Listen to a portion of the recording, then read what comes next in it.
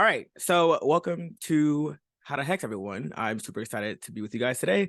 If you guys have been to How to Hex before, you may have noticed that I am not Izzy. I'm Gabe, another developer advocate here with Hex, and I will be the one that will be bringing you guys through today's topic. So today we are going to be talking about advanced collaboration. Ooh, advanced collaboration. So in today's session, we're going to mainly be talking about multiplayer, which is basically just more than one person working in a Hex project at the same time. We're going to look at version history as well as Hex versioning for your projects. And then we are also going to talk about GitHub sync so that you guys can require pull requests in order to publish an app to the internet. So I am going to go ahead and get started. And I think I have to share my screen. So let me just do that right now. And I'm just going to share my whole second desktop for you guys. Okay. So this is Hex, clearly. And I'm just going to start by going into a project that I kind of already have set up that will get us at a good starting point. So in today's session, since I don't want to spend a lot, since I want to have a lot of time for you guys to ask questions at the end, I'm going to start with a very simple project just so we can kind of run through kind of like all of the basic concepts, and then you guys can ask questions about anything that you guys have in the end, and we can go maybe a little bit deeper. So right here, I have a project where I am trying to figure out the distribution of pickup locations for Uber rides for a given year. So I pulled in some Uber ride data right here. We have our pickup longitude and latitude. Can I make it bigger? Yes, I will zoom in a little bit. And let me know if that is good. If not, feel free to type in a question again and just ask to make it bigger. Okay, so we have our Uber data right here. We have some pickup longitudes, pickup latitudes, fees, all some good data that lets us know about these Uber rides. Now, my objective is to use this year filter to basically select a year, so maybe 2014 or 2010, 2011. And I want to use this output variable, which is going to be the year that I've selected, to filter our data set in order to get all of the data for a given year. But currently, right now, I want to kind of like filter my data set and create a new one called yearly rides. And then I want to plot that yearly rides data set in this map cell. But unfortunately, something is going on wrong in the cell, and I'm actually not really sure what the problem is. Yes, I do. But for the sake of the example, I do not know what's going on. And one of the nice things about collaboration is that you can tag people in your workspace if you have a question about something that's going on in your project. So for example, like right here, I am like, oh, I don't know, like, why is my year's data set not filtering in the way that I want it to? I'm just kind of getting this long table of false values. And maybe if I go to a different year, I might see some true values in there as well. Yep, I see true right there. So what I'm going to do is I'm going to tag myself. I'm going to say, hey, Gabe. Let me type my name in right. And I'm going to say, I don't know why this filter isn't, let me type correctly, working. Can you please help me? Okay, so I'm going to leave this comment for myself to basically just say like, hey, I'm working on this project. I'm having an issue and I don't know what's going on. And I want to get some help to figure out how I can keep working in this project. So I'm going to go ahead and add this comment. And now what you'll see is that this comment icon kind of appeared up here. And what I'll do is I'll open a second window. And this is the other Hex workspace that I have loaded up. And I'm just trying to try to move the chat over a little bit. Okay. So this is my other user right here. And if you go down, so when I sent that comment in your workspace settings, you should see kind of this like new notification icon at the bottom. And I can click on this and it says that, okay, Gabe Flomo has mentioned you in our UberWise project saying, hey, I need some help with this project. So I'm going to go ahead, just click on this and I'll be brought right to the cell where that comment was made. And I can read this and I can say, okay, so it looks like Gabe is getting confused about this filter. So I'm just going to go ahead and quickly help him out. But as you can see, I'm currently on this side of my screen. I'm working in the cell. So on this side, it's telling me that, okay, like I have no access because the cell is currently being taken over by Gabe, and you can't see the notification right now, but let me try to click in here and hopefully this works. Okay. So right now, I'm editing the cell on a different screen. So what I'm going to do, because I want to actually type in here, I can't type in here right now. I'm going to go ahead and just take the cell over. And this just makes it so that when two people are working in a project, you guys aren't kind of like trying to edit over each other. You know, it can be kind of annoying if you're working on something and then someone's working on the exact same thing, and then like they just like delete your changes, and you're like, oh my gosh, like what's going on here? So I've taken over the cell, and I initially already see what the problem is, and it's a pretty simple fix. All I need to do is just go ahead and wrap this in some brackets, and then type in rides like so. Now, when I run the cell, we should see that we get an actual data frame coming out here. Yep. And it should be all the data for 2009. So you can see that all these pickup years are 2009. And we can just verify this works even more by clicking on this filter. So if I change it to 2014, I see data from 2014 now, which is pretty cool because this is exactly the type of thing that I need to plot my densities. So the next thing that I'm going to do, and I'm just going to pause for a second just to see if there are any questions or anything that is kind of confusing about this. And if not, I will just move on.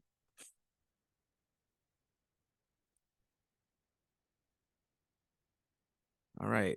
I don't see any questions, so I'm going to move on to the next part. So I am going to just quickly map my pickup density. So I'm going to go to yearly rise. I'm going to choose points, and I'm going to do lat and long as separate columns.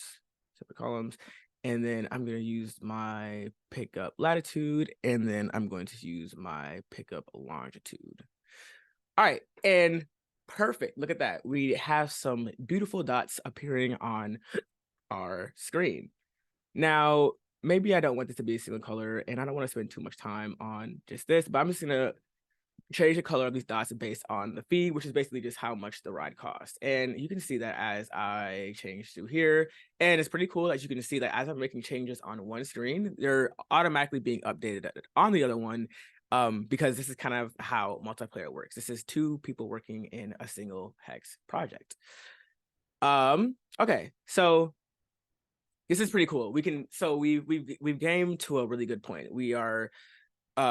We've tagged someone to come help us out with our project. We have two people working in the same project together, kind of working on this collaboration. The next thing that I want to show you guys is project versions and version history. So let's say, for example, if I go to versions and history, which is this icon right here, so it kind of looks like a little history thing, we can see all of the changes that were made in this project from when the project was first created. So we can say that I created this project 1 hour ago. So here we can see that I created some cells. I've added a inputs parameter. I've updated the project settings, and then automatically I should have an autosave version in here somewhere, and maybe not, just because this project hasn't been alive for so long.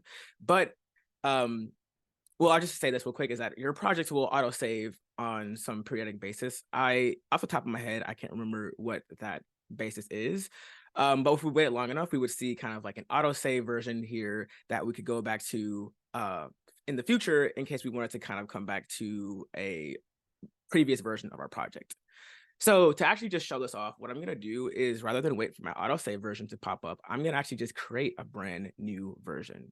So I can create a new version, and I'll just say that this is kind of like the final draft, because we actually have everything that I wanted to do in my analysis already finished. Like I have my filter working, and I also have my map cell being populated with my data points. So I'm going to save this as final draft, and I will save this as an actual version.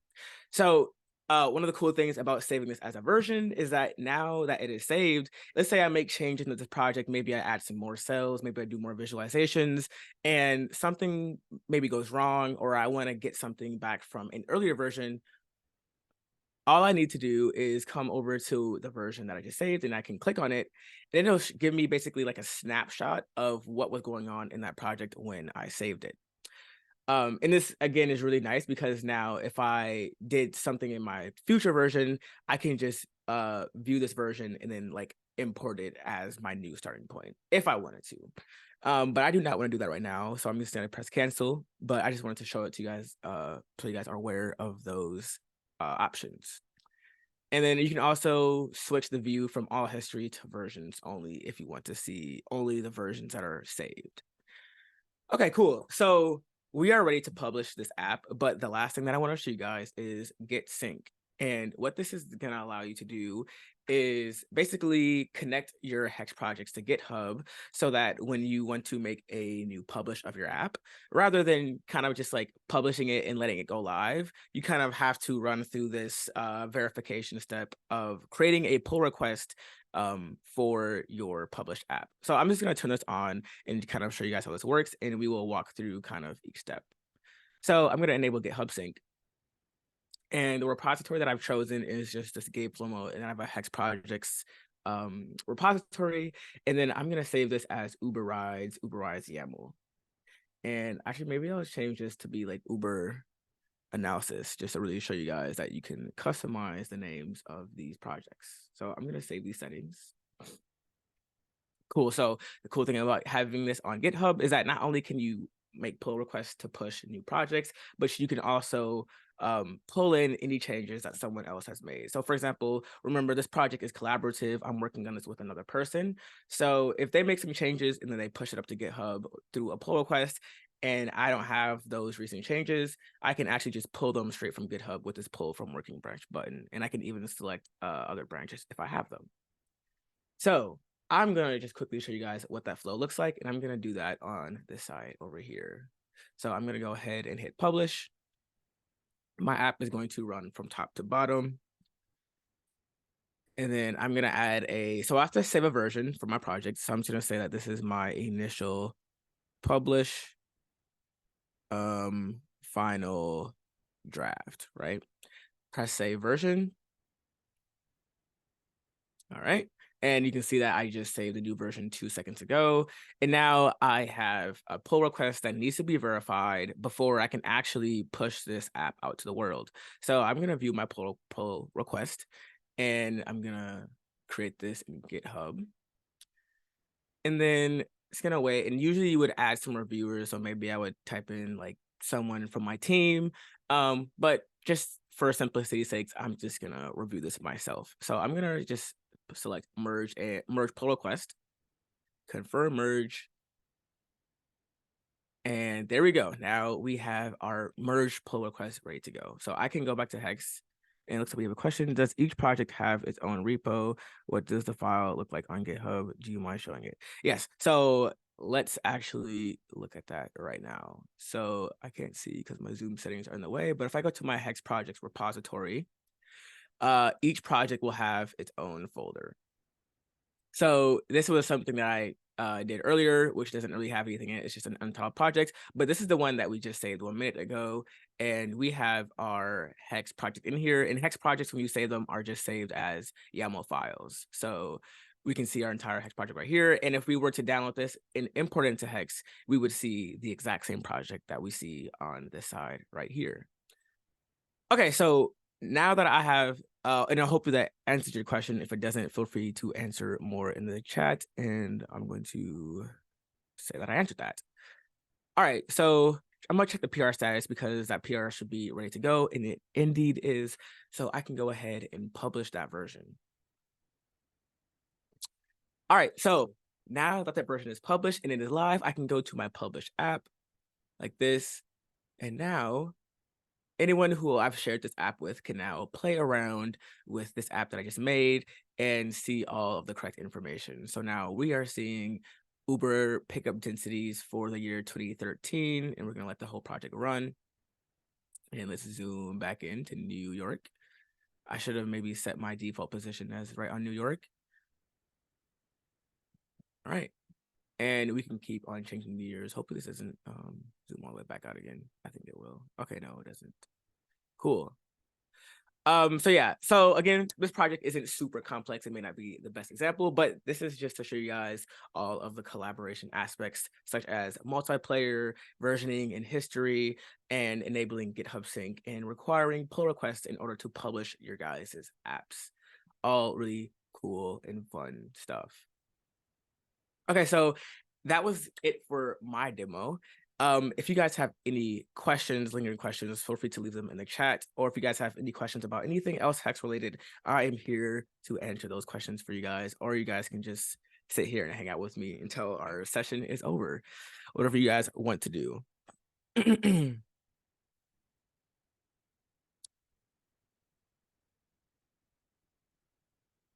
And maybe while we're waiting for any questions, I'll just try to show some other collaboration things that we didn't get a chance to talk about, but I'll just wait a little bit and wait for any questions to roll in.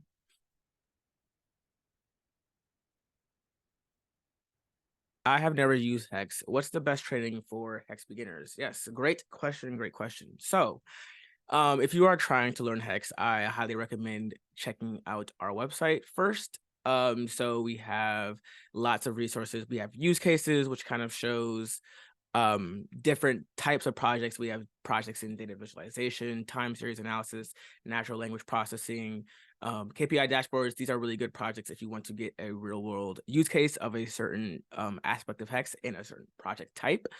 We also have the doc site where you can kind of run through all of Hex and kind of get into the nitty gritty of all the Hex features.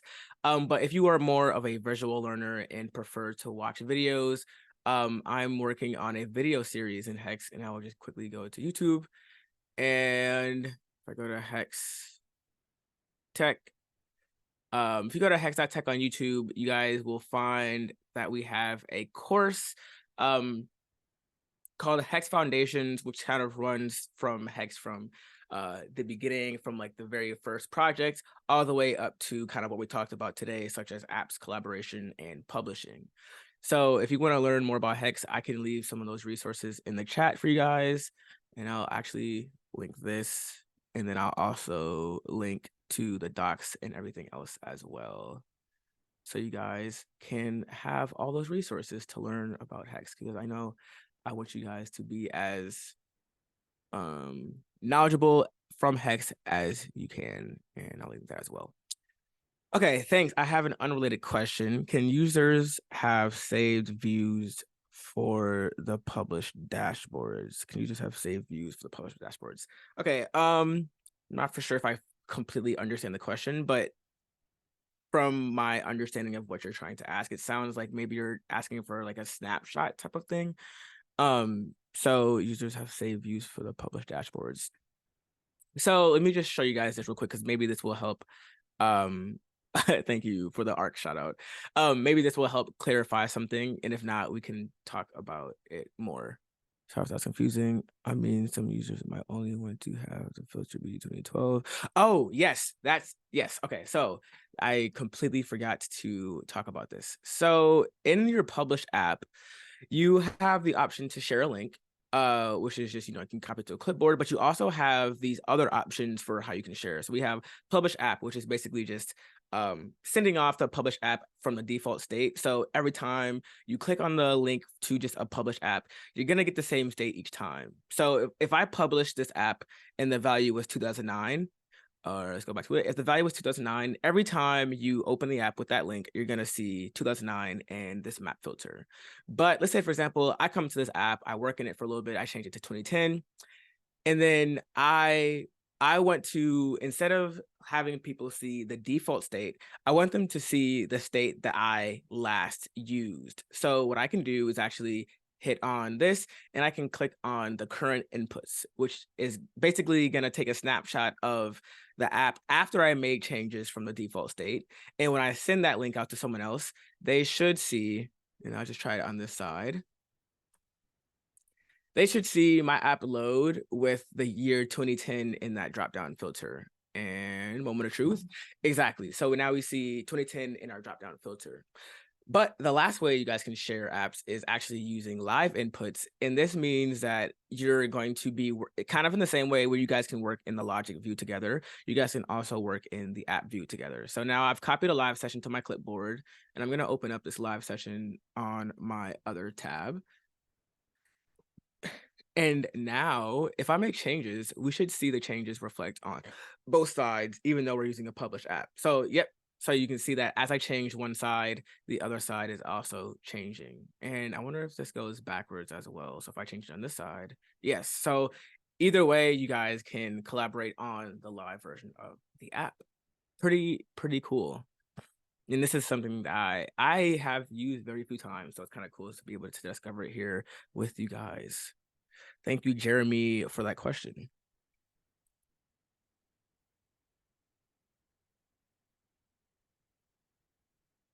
Okay, any other questions we have in the chat? And thank you, Jeremy, for pointing that out too. I really meant to show that, and I just completely slipped my mind. Happens to the best of us. Um, mm.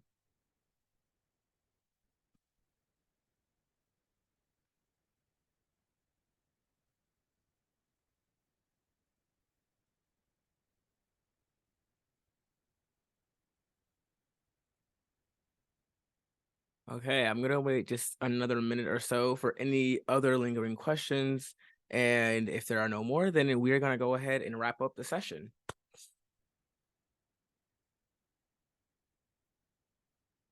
Yeah, maybe we'll play around with this filter a little bit more and just watch how satisfying it is to see the other app change as we make these changes. Thanks for the demo. You are welcome, Patrick. Hopefully we will see you in another How to Hex session.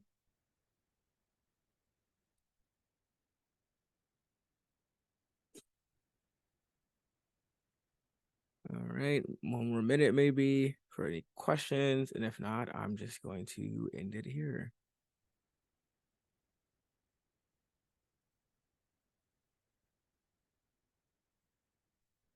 What is the primary use case for Hex? Anything you want to do in a notebook. I'm just kidding. Primary use case, can you be a little bit more specific? Because there are actually lots of use cases for Hex. Are you saying like what is a primary use case in terms of project, or kind of like Hex as a product? Can you be a little bit more specific with that question?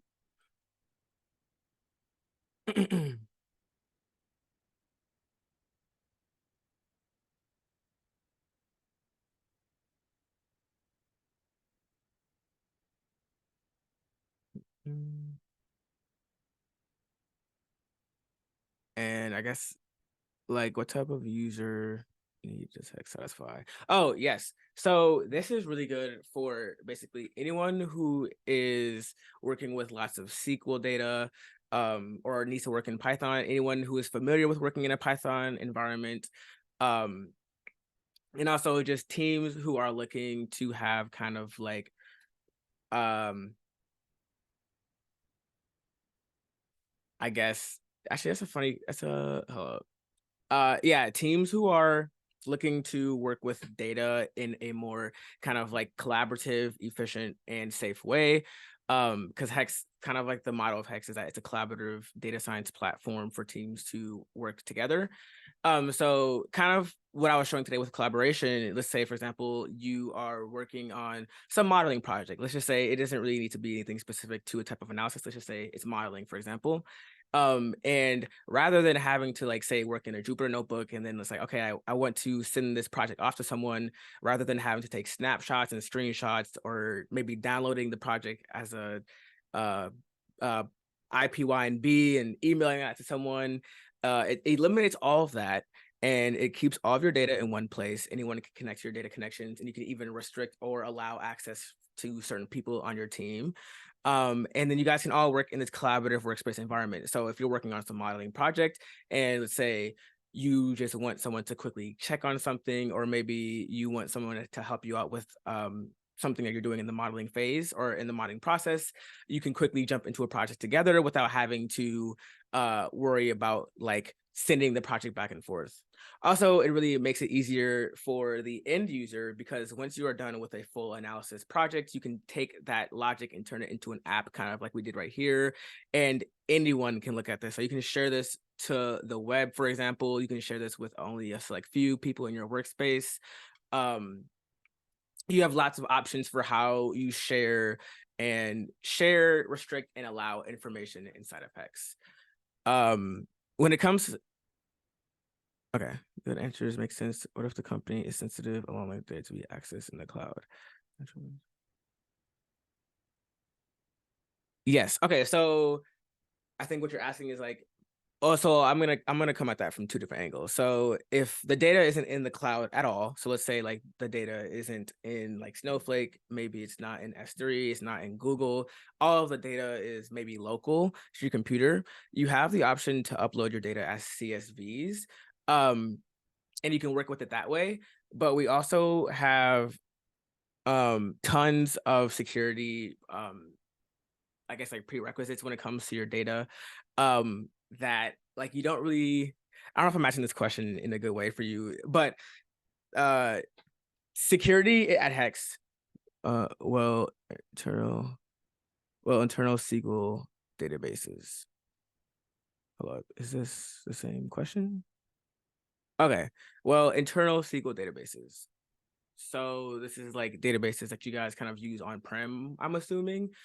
So if you guys are using like you're right, okay. So if you guys are using on-prem kind of SQL data, and maybe I can point you to a expert who might or a product expert who might know a little bit more about this, because this is not my area of expertise per se, but I'll try to answer to my best ability. If you are working with on-prem data, um, I'm not for sure how many connection options we have to kind of just like um, load data from your on-prem database other than uploading your data as a CSV. But when you do upload your data as a CSV, it's stored in the Hex project. The data will be pushed to a S3 bucket that is secure and private. So only you will have access to that. But when it comes to actually connecting to like on-prem databases and SQL connections, I'm not really 100% for sure how that works, because to my knowledge, our data connection capabilities are kind of with um the integrations that we currently have. So that's like um Snowflake, BigQuery, Postgres, all that stuff. But Patrick, we can definitely connect you with a product expert who will do a much better job at answering your question, this specific question that you have when concerning use cases and sensitive data in the cloud and stuff like that. So Patrick, I'm just gonna type in, if you guys don't already have my email, any questions that you guys have, I'll just type it in right here and you guys can shoot me an email with any other questions and I can connect you with the right people. Cool. I'll do the financial videos first and come back with questions. Thanks. Awesome. I appreciate that. I appreciate you showing some love to the series. All right. Well, that is it for today's session, guys. I'm going to go ahead and wrap it up. Thank you guys all for joining, and I loved all your questions. Yeah, maybe, hopefully I will see you guys again for another session. All right. Adios.